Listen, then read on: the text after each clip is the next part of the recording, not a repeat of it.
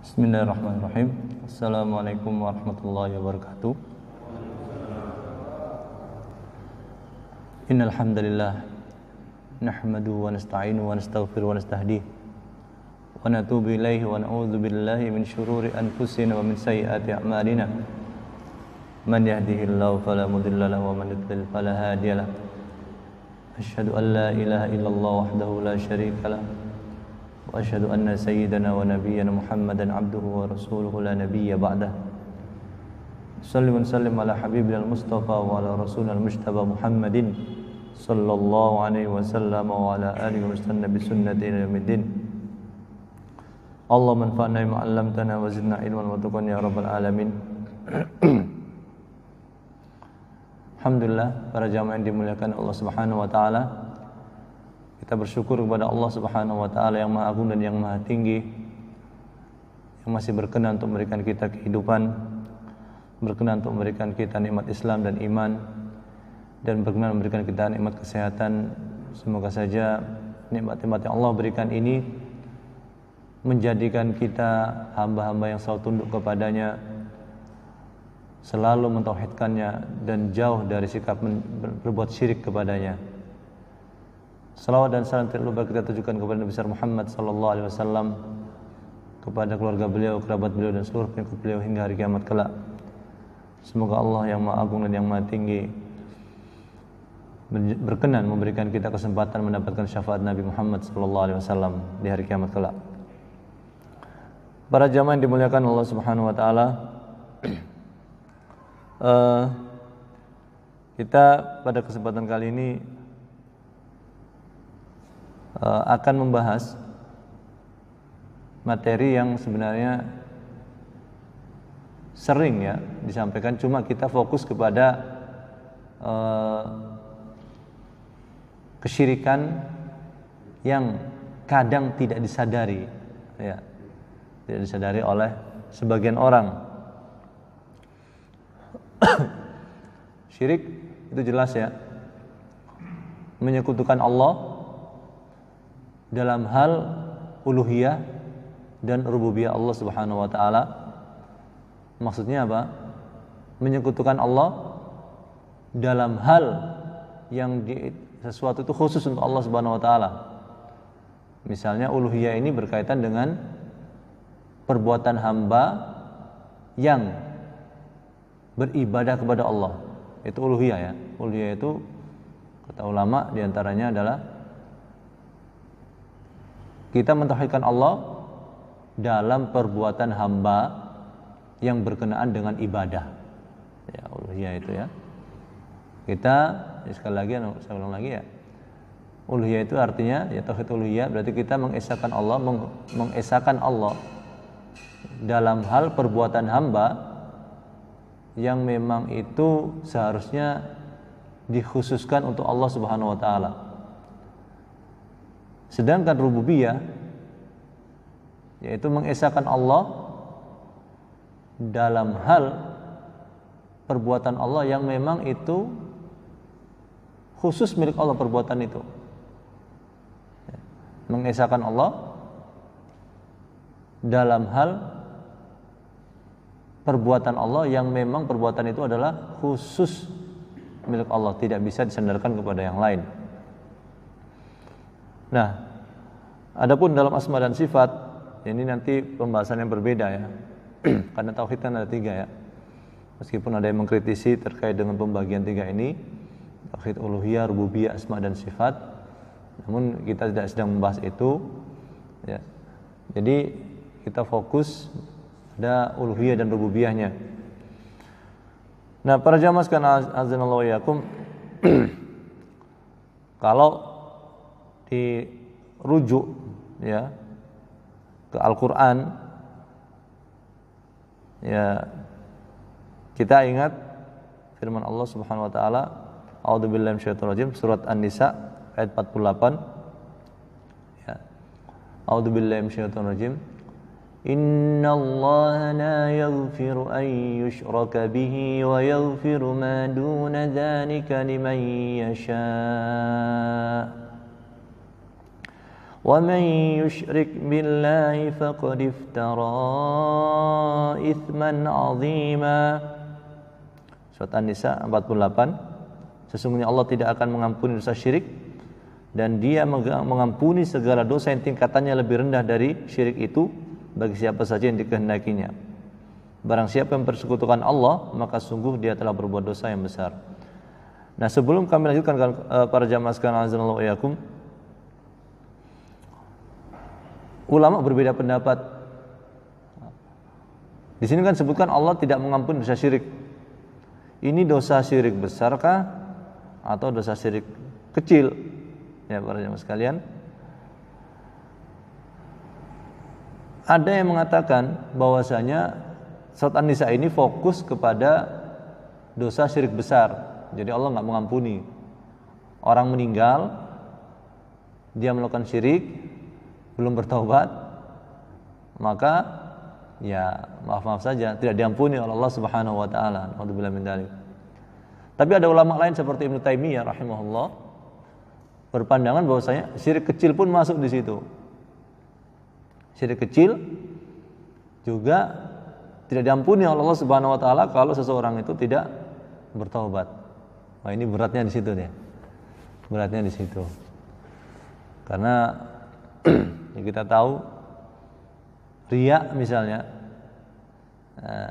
riya dosa suatu perbuatan yang seseorang itu melakukan ibadah, ya, tapi tujuannya ingin dilihat oleh orang, dipuji oleh orang, ya ini tentu kan riya syirik kecil ini. Kalau kita merujuk ke perkataan Ibnu Taimiyah tadi, ya nggak diampuni juga. Ya. Allah tidak mengampuni itu. Kalau seorang nggak bertobat sampai akhir hayat. Alhamdulillah min dzalik. Padahal ya artinya ini juga menjadi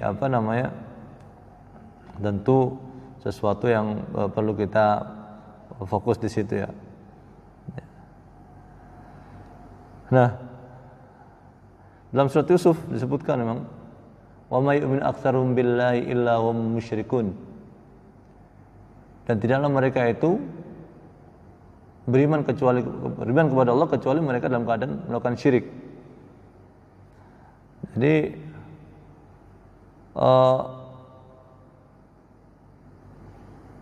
kita tidak bisa menyatakan bahwasanya diri kita pasti akan bebas dari syirik. Makanya Nabi Ibrahim sendiri mengatakan wajnubni wa baniya an na'budal asnam rabbi innahunna adlalna katsiran minan nasi faman tabi'ani fa innahu minni. Dalam Al-Qur'an Allah menceritakan perkataan Nabi Ibrahim. Nabi Ibrahim saja berdoa kepada Allah supaya Allah menjauhkan beliau, ya, supaya Allah menjauhkan beliau dan anak cucu beliau, keturunan beliau maksudnya, jangan sampai menyembah berhala. Ya. Jadi Nabi Ibrahim kita tahu imamul muwahhidin ya. Imamnya orang-orang yang bertauhid aja masih takut jatuh ke dalam kesyirikan. Ya. Makanya kita tidak boleh para jamaah sekalian, maaf saja yang merasa saya pasti aman lah ya. Karena apa? Karena saya muslim sejak lahir misalnya. Ya, tidak bisa seperti itu.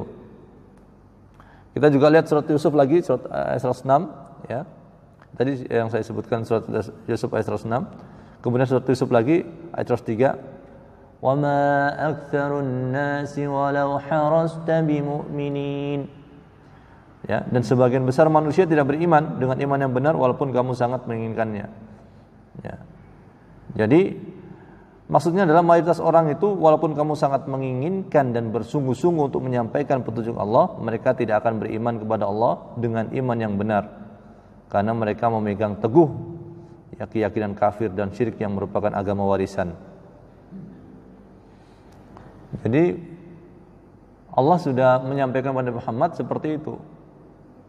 Jadi seberusaha apapun ya ada potensi manusia itu tetap tidak bisa beriman dengan iman yang benar. Makanya kita harus terus memperbaiki diri. Bahkan Nabi sendiri mengatakan, ya, dalam satu hadis, tidak akan terjadi hari kiamat sampai beberapa kabilah atau suku dari umatku bergabung dengan orang musyrik dan sampai mereka menyembah berhala. Ya.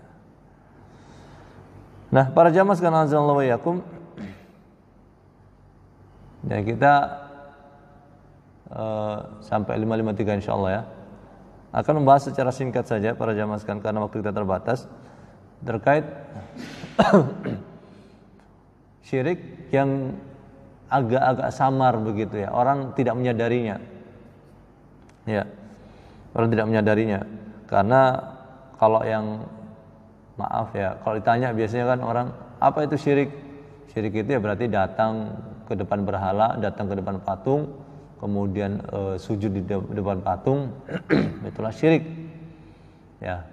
Padahal syirik tidak hanya itu, ya. Syirik tidak hanya itu. Nah, di sini para jamaah sekalian azanallahu wa iyyakum, contoh-contohnya, ya. Yang pertama ini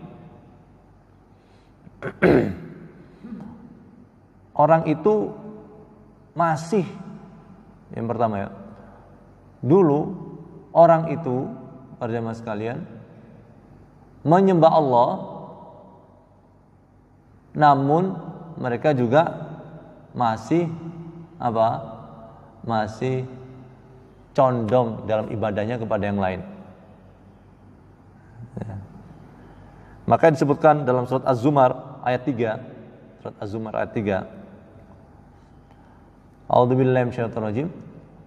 وَالَّذِينَ اتَّخَذُوا مِن دُونِهِ أَوْلِيَاءَ مَا نَعْبُدُهُمْ إِلَّا لِيُقَرِّبُونَا إِلَى اللَّهِ زُلْفَىٰ إِنَّ اللَّهَ يَحْكُمُ بَيْنَهُمْ فِيمَا هُمْ فِيهِ يَخْتَلِفُونَ إِنَّ اللَّهَ لَا يَهْدِي مَنْ هُوَ كَاذِبٌ كَفَّارٌ.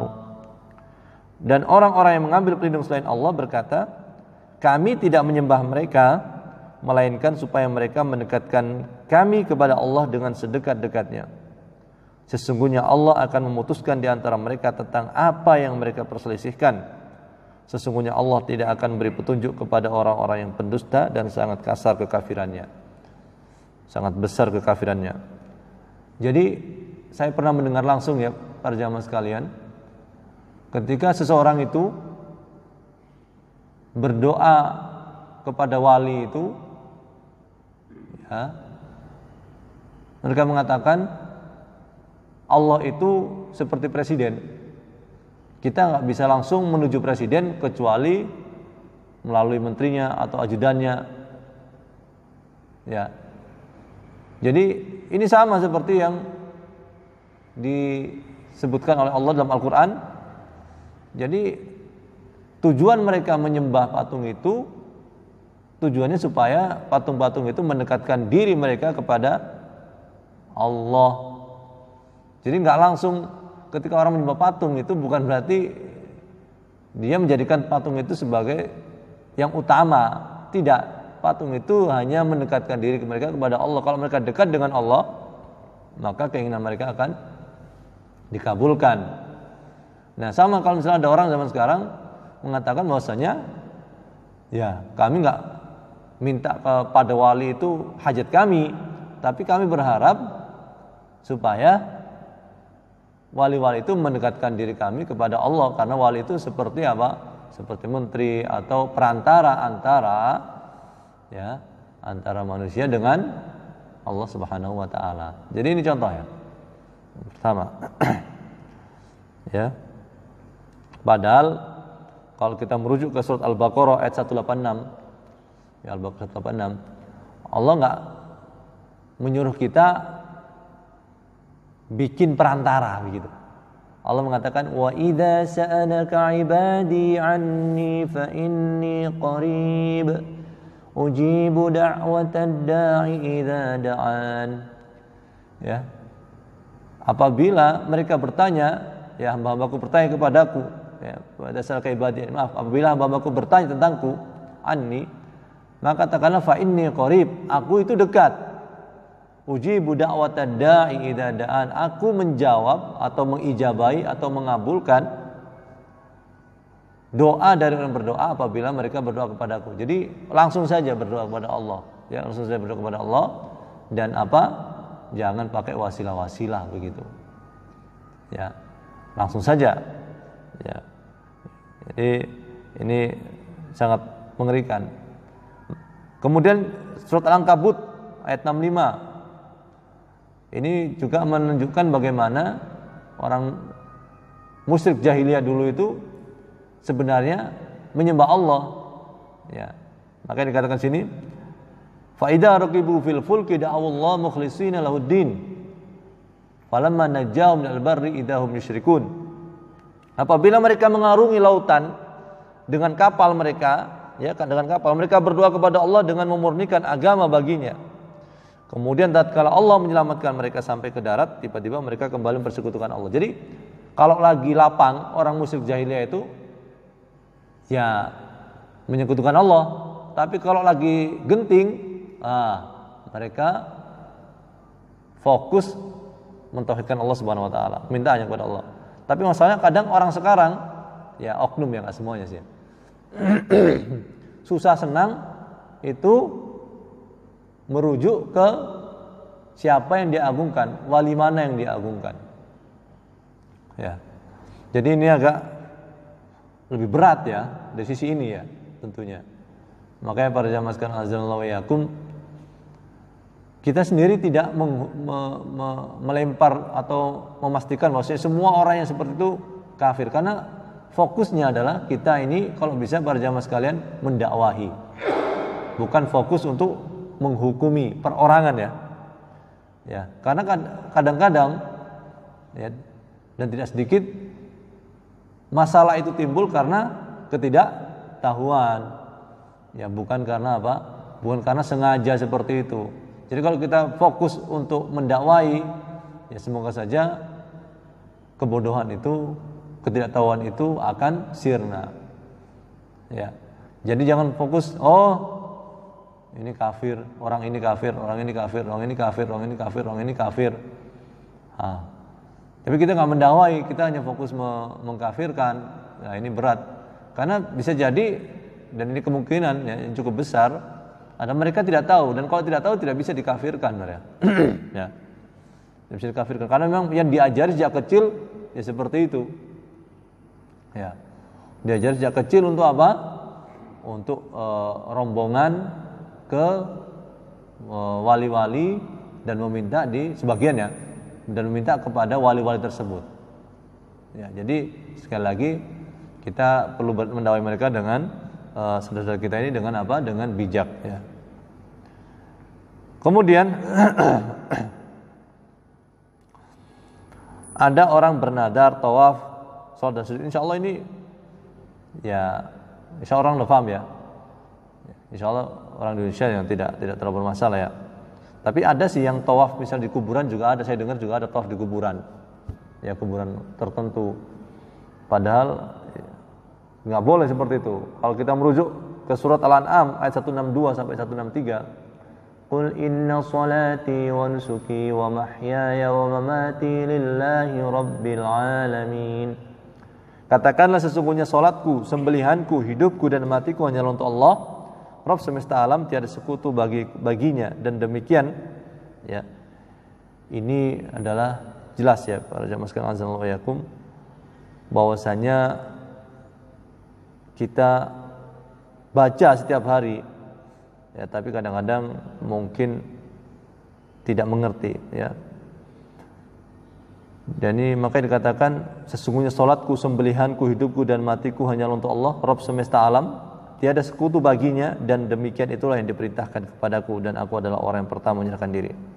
Kemudian para jamaah sekalian, kami singkat lagi, yang kedua diantaranya adalah mendatangi para dukun, tukang sihir, peramal dan sebagainya. Atau nggak usah datang ke dukun, mempercayai zodiak atau tahun-tahun yang menunjukkan nasib ya. Misalnya tahun ini adalah tahun tikus tanah misalnya atau apa yang begitu itu ya.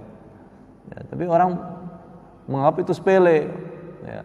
Atau percaya zodiak, oh saya zodiaknya Libra atau Pisces atau Capricorn, maka nasib saya begini. Kalau nggak percaya, para jamaah bisa melihat di media bagaimana masih ada atau tersebar tentang ya berita-berita tentang itu. Kalau nggak laku, kalau orang nggak percaya, pasti media itu tidak menayangkan. Ya, media itu kan, para jamaah sekalian, media itu menayangkan sesuatu yang disukai oleh masyarakat. Kalau itu terus berlanjut, berarti ada misalnya pengumuman tentang hari ini atau bulan ini orang yang bintangnya Libra akan kesehatannya perlu dijaga karena ada masalah ya. Nah ini kan berarti menggantungkan nasib itu berdasarkan apa? Hari lahir ya, zodiaknya apa. Ini termasuk kesyirikan. Kok bisa gitu Muhsin? Gini para jamaah sekalian, ini bertentangan dengan tauhid rububiyah. Allah yang mengatur, Allah yang menciptakan, Allah yang membuat semua keadaan di alam ini sudah tertata rapi. Takdir juga Allah menentukan. Ya. Nasib juga sudah ditentukan sebagaimana disebutkan dalam hadis Nabi berkenaan dengan janin. Ya. Yang ditangani oleh malaikat. Ya, kemudian malaikat itu menulis nasib dia. Ya. Jadi kalau dikatakan ini bergantung kepada zodiak, nah ini berarti termasuk kesyirikan. Kalau masalah sihir ini dalilnya ya berjamaah sekarang surat Al-Baqarah ayat 102. Ya. Ini sudah zaman dulu ya tukang sihirnya. Ya, tapi insya Allah ya orang-orang pada mengerti masalahnya adalah yang tadi itu yang zodiak itu yang masih kadang-kadang dipercaya begitu. Atau garis tangan ya. Ya. Atau peramal sekarang kan misalnya jatuhnya pesawat nih dihubungkan dengan ramalan peramal misalnya. Ya naudzubillah min dzalik. Jadi sangat aneh begitu ya. Padahal jelas-jelas peramalnya itu salah. Ya, misalnya bukan bulan Januari tapi bulan sebelum Juli misalnya. Ya, atau Juni misalnya. Ya. Pertengahan tahun ya misalnya. Tapi yang terjadi ini apa? Yang terjadi ini Januari. Itu masih malah, iya bener nih. Ya, bener nih peramal ini. Padahal jelas-jelas dia salah. Kalau dia benar berarti pas tanggalnya, pas bulannya, ya, pas waktunya. Ya. Tapi masih namanya orang ya, lupa dengan apa? Lupa dengan kesalahan. Jadi kalau masalah peramal, masalah syirik ya. Ya, masalah sihir. Lupa dengan kesalahan penyihir itu atau peramal itu ya, yang banyak hanya ingat satu saja ya. Hanya ingat satu yang mirip-mirip dengan kebenaran itu dihubung-hubungkan. Ya. Kemudian ini juga bertentangan dengan surat An-Naml ayat 65. Ya.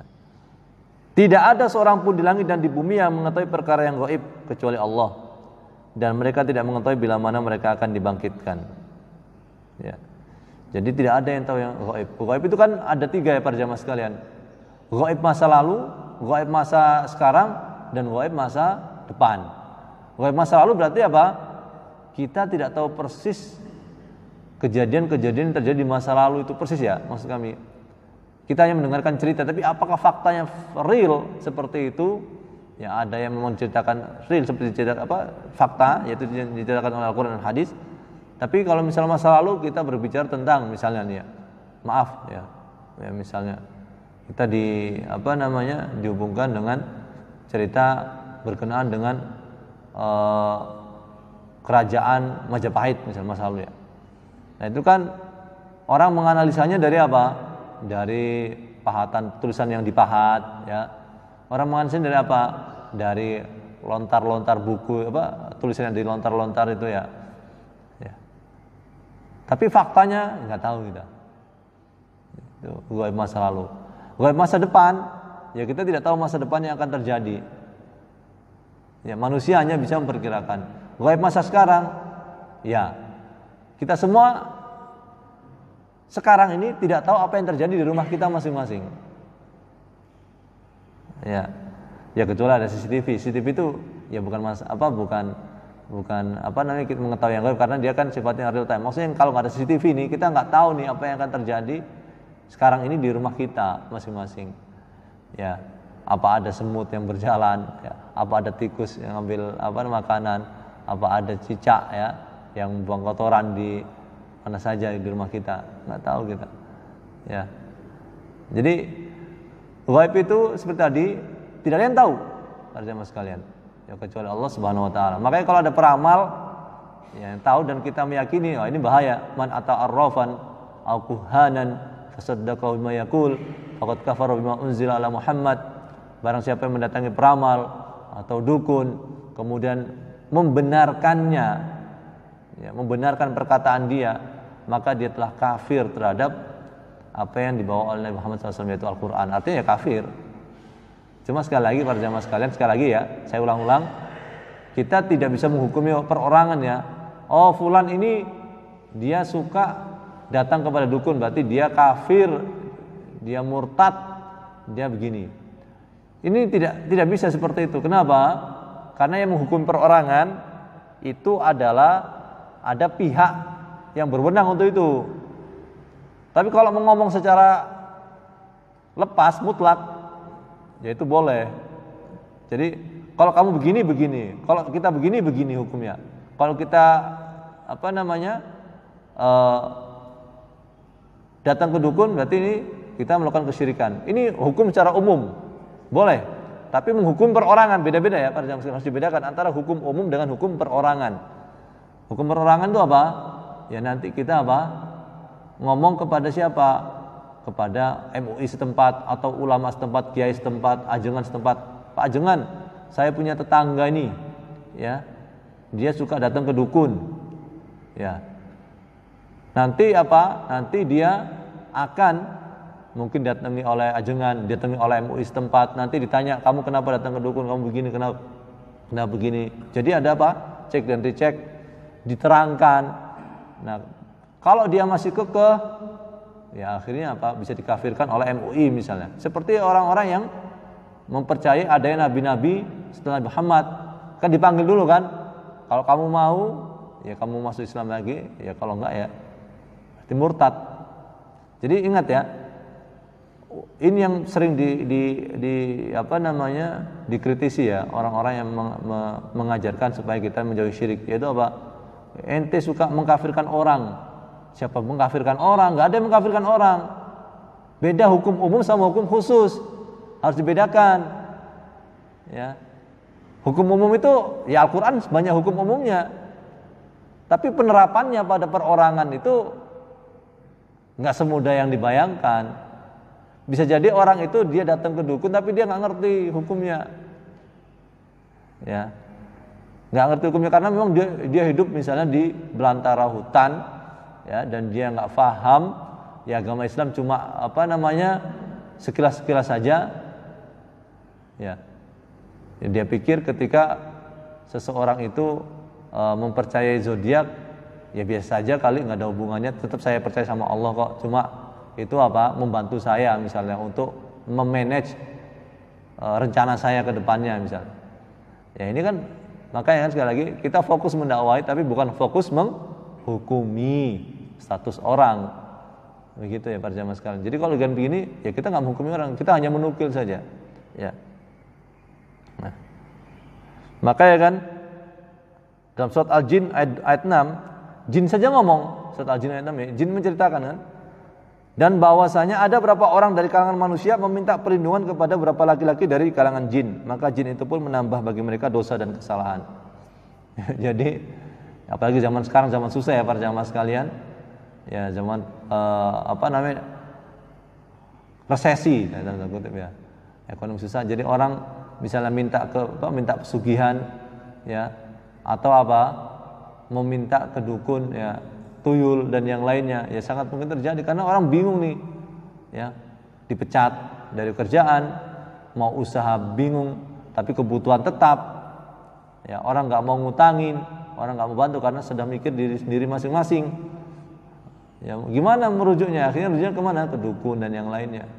Ya, akhirnya ada yang kalau kita lihat ya akhir-akhir ini ya ada orang telanjang, ya, telanjang kemudian apa? Mencuri tengah malam. Karena apa? Itu ritualnya begitu supaya nggak kelihatan. Itu kan ritual dari dukunnya seperti itu. Ya, artinya ini berarti udah double ya, double ini sudah syirik ya. Kenapa syirik mungkin? Ya karena dia pertama kenapa sih orang kalau percaya peramal itu syirik? Karena pertama kita tahu bahwasanya yang tahu gaib itu hanya Allah, tapi kita mempercayai manusia yang mengaku tahu. Yang kedua sebabnya adalah karena biasanya dukun dan peramal itu bekerja sama dengan jin, dan kerja sama dengan jin itu kan tidak gratis. MOU-nya itu kan tidak gratis begitu. Ada apa? Ada persembahannya dan yang lain, itu artinya menyekutukan Allah. Bahkan misalnya ada yang sampai menginjak Al-Quran, menjadikan Al-Quran itu sebagai alas kaki di WC. Naudzubillah min dzalik. Ya.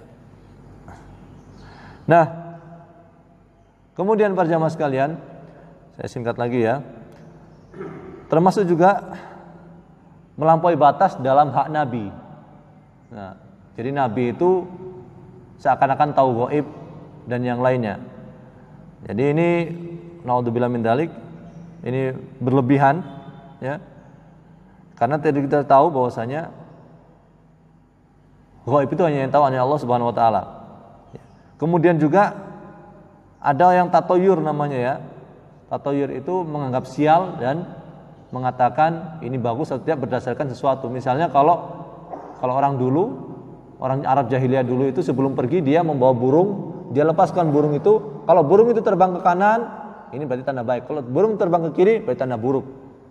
Nah, kalau orang sekarang kan nggak begitu. Misalnya dia menyebutkan, oh ini Muharram nih, berarti nggak boleh nikah di sini.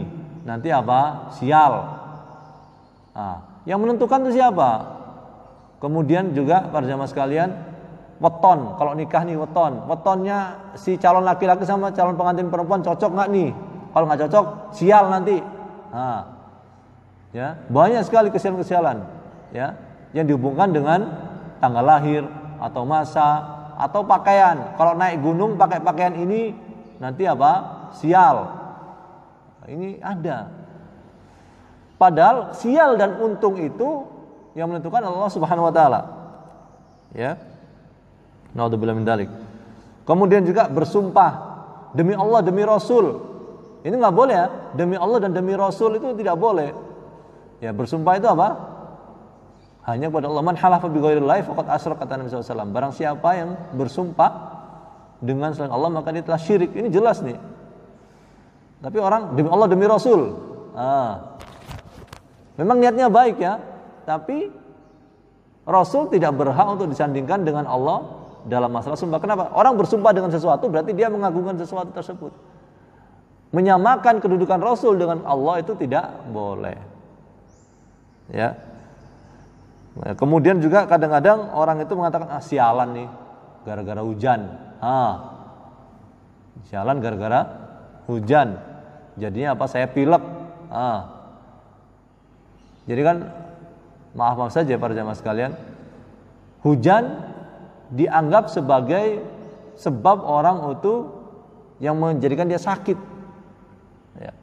Kalau seseorang meyakini bahwasanya hujan itu yang betul-betul membuat dia sakit, bukan takdir Allah Subhanahu wa taala. Nah, ini berarti maaf ya. Yang jadinya khusus untuk Allah, mentakdirkan Tuhan khusus untuk Allah digantikan oleh hujan. Ya.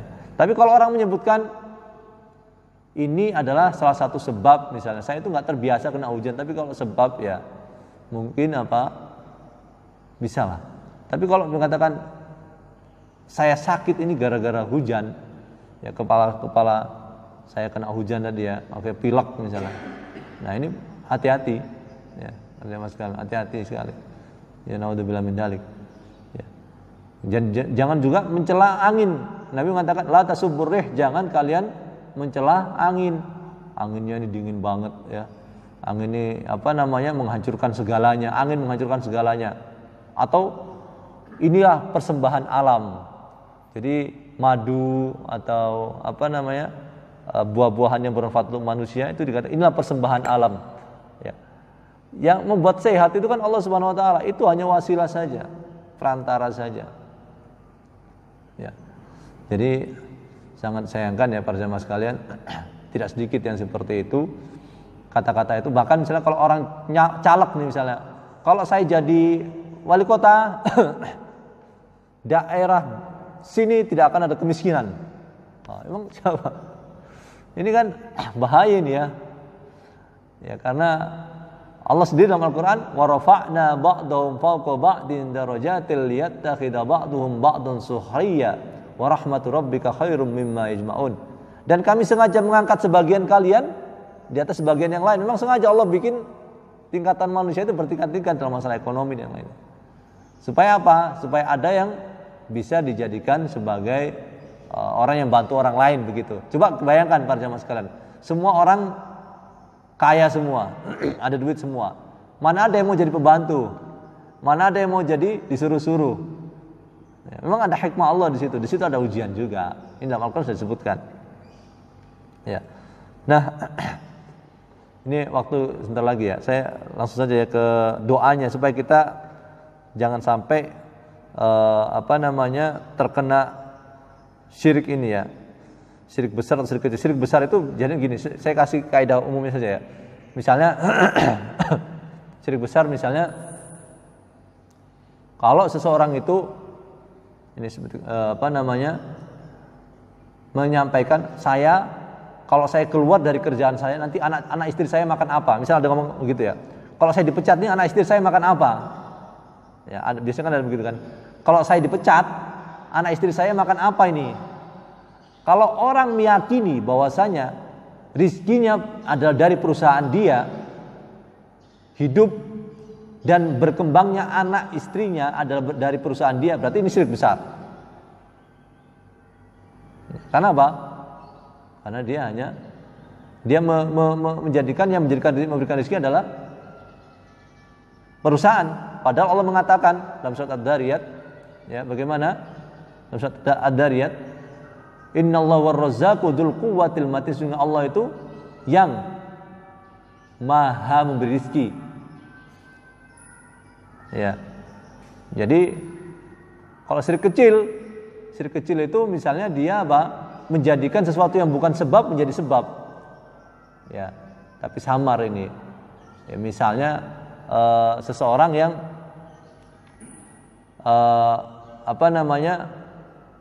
saya percaya Allah itu Tuhan, ya Allah yang beri rezeki.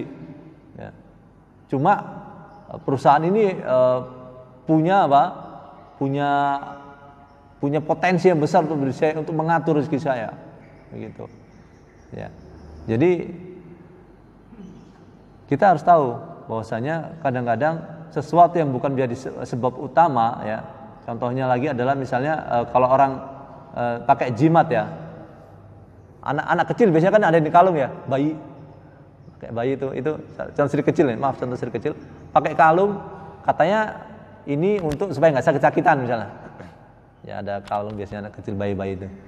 Kalau orang meyakini ini yang melindungi dia, ini syirik besar. Tapi kalau meyakini Allah yang mengatur, tapi ini wasilah supaya anak itu tidak kena sakit-sakit. Nah ini syirik kecil. Bisa nih. Ya, ini kan jadi agak-agak nggak tahu kita orang itu ketika melihat jimat itu apa tujuannya. Ya ketika orang pakai itu memakai jimat ke anaknya itu. Baik, ada pertanyaan mungkin para jamaah sekalian. Ini ada 2 menit ya. Enggak.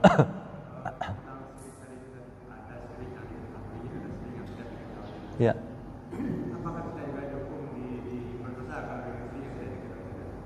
Ya, pertanyaan bagus sekali.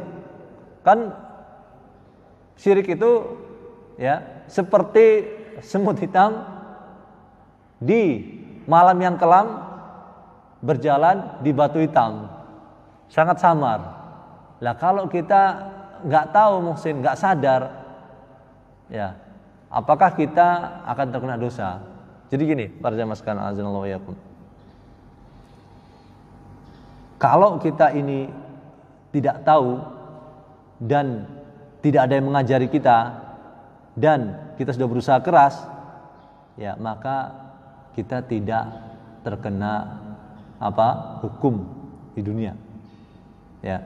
Jadi kita lihat saja ada berapa poin ya. Pertama, orang itu apakah tahu atau enggak tahu. Yang kedua, apakah dia mencari ilmu ataukah tidak. Ya.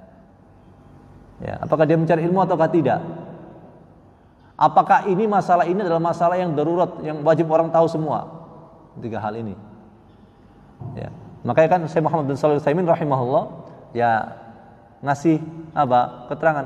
Ada orang jatuh ke dalam perbuatan itu perbuatan yang bisa bikin orang murtad, tapi dia nggak tahu itu perbuatan yang bikin orang murtad, dan dia tidak diajari,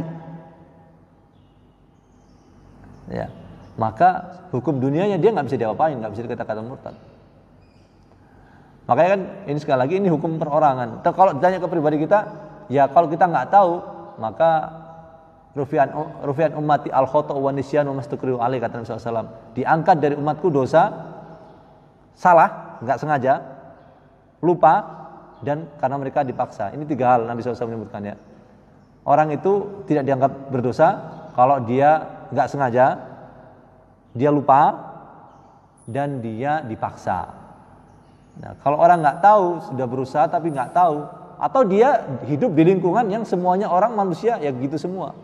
Nggak tahu kiainya ustadznya ngajarkan begitu, kiainya ngajarkan begitu, dan dia nggak tahu lagi selain yang itu, maka tidak bisa kita katakan dia berdosa. Makanya kan kita perlu tahu. Kalau begitu ini ada muslim nggak tahu, ya nggak juga. Ya. Karena kalau orang itu ya kita ingat firman Allah, innama yakhsyallaha min ibadil ulama, sesungguhnya yang takut kepada Allah ya adalah ulama. Jadi kalau kita nggak mau belajar berilmu, ya rasa kita beragama itu kepada Allah ya akan nggak bagus. Ya, semakin kita banyak ilmu maka semakin kita ini dadanya lapang dan agama Islam itu menjadi mudah bagi kita. Tapi kalau orang nggak punya ilmu, para jamaah sekalian, agama Islam bisa jadi sulit ya, bisa jadi sulit. Jadi begitu ya. Jadi kalau nggak tahu, maka kita nggak tahu dan dia sudah belajar maksimal, kemudian masalah itu adalah bukan masalah yang memang sudah maklum, sudah dikenal atau sudah umum, ya nggak ada masalah. Tapi sekali lagi bukan berarti ini pembolehan ya, tapi ini menjadi pelucut bagi kita untuk mencari ilmu lebih banyak. Begitu. Bagus sekali. Kenapa kita disuruh berdoa dengan doa seperti itu? Ya doa yang diajarkan Nabi SAW. Allahumma inni a'udzubika an usyrika bika syai'an a'lamu wa astaghfiruka lima la a'lamu. Maksudnya apa? Itu fokusnya adalah kepada supaya kita ini bersih. Ya. Tapi sekali lagi yang jelas, ini saya katakan jelas ya. Orang tidak tahu itu tidak bisa dikenai hukuman apapun alasannya. Ya, apapun alasannya. Tapi ada perkara yang umum ya. Semua orang muslim tahu, ini nggak bisa diotak-atik loh. Kalau begitu orang menyembah patung kasih udur dong. Ya enggak. Perkara menyembah patung ini sesuatu yang sudah maklum minad dini bid-darurah istilahnya. Sesuatu yang diketahui dalam agama yang tidak bisa orang itu mengatakan saya nggak tahu. Ketika masuk Islam orang tahu berarti dia hanya menyembah Allah. Jadi kayak ada dipisahkan. Masalahnya apa nih? Masalahnya apa? Makanya ulama ini beda pendapat ya. Masalah ulama ini Lajnah Daimah atau Muhammad bin Shalih Al-Utsaimin dan yang lainnya. Apa kalau Lajnah Daimah yang mengatakan kalau sesuatu itu memang maklum minad dini bid-darurah, sesuatu yang memang udah surga. Ya. Ya? Oh, saya pikir udah ada. Baik. Jadi ada dalam istilah dalam agama itu maklum minad dini bid-darurah. Sesuatu itu harus diketahui oleh semuanya. Enggak boleh hanya orang alim saja. Seperti sholat wajib. Itu enggak bisa mengatakan saya baru masuk Islam, saya enggak tahu sholat itu wajib, enggak bisa. Ya, saya baru masuk Islam, saya enggak tahu kalau misalnya datang ke Borobudur kemudian berdoa ke patung itu enggak boleh, itu enggak bisa. Karena itu maklum minad dini, sudah diketahui. Ya. Beda kalau hukum misalnya, bagaimana hukumnya mentalak istri 3 kali di satu waktu. Nah itu nggak semua orang tahu, ya nggak semua orang tahu. Ya. Tapi sekali lagi ini ada perbedaan pendapat dengan ulama. Ya, kalau saya Muhammad bin Shalih Al-Utsaimin mengatakan semua masalah kalau nggak tahu, ya orang apa bebas. Tapi sekali lagi bukan berarti orang itu kalau gitu jadi orang bodoh saja, enggak. Ya. Tapi sekali lagi ada ulama al-Asnada, imam misalnya Komite Tafsir dan Fatwa mengatakan kalau maklumnya dini bid-darurah, diketahui dalam agama itu secara darurat, secara jelas, maka itu nggak bisa orang itu mendapatkan udur, mendapatkan maaf. Ya. Nah apa kalau begitu mungkin apa doa ini kalau gitu faedahnya? Jelas faedahnya adalah seperti Nabi Ibrahim tadi, wajrubni mabaniya an na'budal asnam. Ya Allah, jauhkanlah aku dan cucu-cucuku, anak turunku dari menyembah berhala. Kita tahu Nabi Ibrahim itu adalah bapaknya orang yang mentauhidkan Allah Subhanahu wa taala. Ya, masih begitu. Masih takut kepada kesyirikan menyembah patung. Nah, kalau firman ayat sabda Nabi bagaimana musim tadi? Allahumma inni a'udzubika an usyrika bika syai'an a'lamu astaghfiruka lima a'lam, dan aku meminta ampun kepadamu dari apa yang tidak aku ketahui. Ya ini jelas menunjukkan bahwasanya apa? Seseorang itu ingin membersihkan dirinya dari secara utuh. Karena kalau kita merujuk ke dalam Al-Qur'an, Rabbana la tu'akhidna in nasina wa akhtana. Rabb kami, jangan engkau hukum kami apabila kami lupa atau kami keliru. Jadi manusia itu, para jemaah sekalian, tidak bisa dihukumi untuk apa sesuatu yang tidak dia ketahui. Ini mujma' alaih. Contohnya begini. Apakah kita semua yakin di majelis ini ketika cebok tidak ada satupun kotoran di dubur? Apa kita yakin dengan mikroskop ya? Ya, dengan mikroskop kita periksa kan, harus periksa kan? Kalau syarat-syaratnya sholat adalah seseorang itu harus bersih badan, bersih pakaian, bersih tempat dari najis. Ketika orang itu cebok misalnya dari buang air besar, apakah dia yakin bersih 100%? Tapi nggak ada ulama mengatakan harus mendetail begitu, ya, supaya sholatnya diterima. Tidak ada itu, satupun nggak ada ulama seperti itu. Karena ada sifatnya sesuatu itu yang memang nggak bisa, mau nggak mau itu harus apa? Ya memang orang itu nggak bisa luput dari situ masalah itu. Nah, sekali lagi, kalau orang itu nggak berusaha, mungkin nggak mau cari tahu, nggak mau belajar, kemudian dia jatuh dalam syirik, nah berarti apa? Tetap dikenai hukuman. Orang itu di dunia dikenai hukuman. Dalam fatwa-fatwa itu dikenai hukuman. Nggak bisa gara-gara bodoh, kemudian dia jatuh ke dalam sesuatu yang syirik, dikatakan, oh saya nggak tahu kok, tapi dia nggak belajar, atau dia hidup dengan kaum muslimin. Jadi sekali lagi, ini per kasus ya. Kalau kita hidup ngomong begini di pedalaman Banten, itu beda. Kita ngomong di Bogor, hukum di Bogor, di pedalaman suku Dayak itu berbeda. Ya, jadi nggak bisa digeneralisir begitu. Terima kasih banyak, bagus sekali pertanyaannya, Pak. Jadi memang doa itu bukan berarti apa kita mengatakan, ya, berarti kalau misalnya dia nggak tahu, kemudian dia akan disiksa gara-gara syirik itu pasti tidak. Jadi saya katakan kalau nggak tahu ya, nggak tahu, benar-benar nggak tahu. Ya, karena tadi dalam Al-Quran ada, dalam hadis ada, bahwasanya Allah itu tidak menghukumi orang yang keliru dan orang yang lupa. Tapi perlu kita berdoa dengan itu ya. Jadi nanti akan kita baca doa-doanya supaya kita terlepas dari kesyirikan itu tentunya. Ada pertanyaan lain mungkin?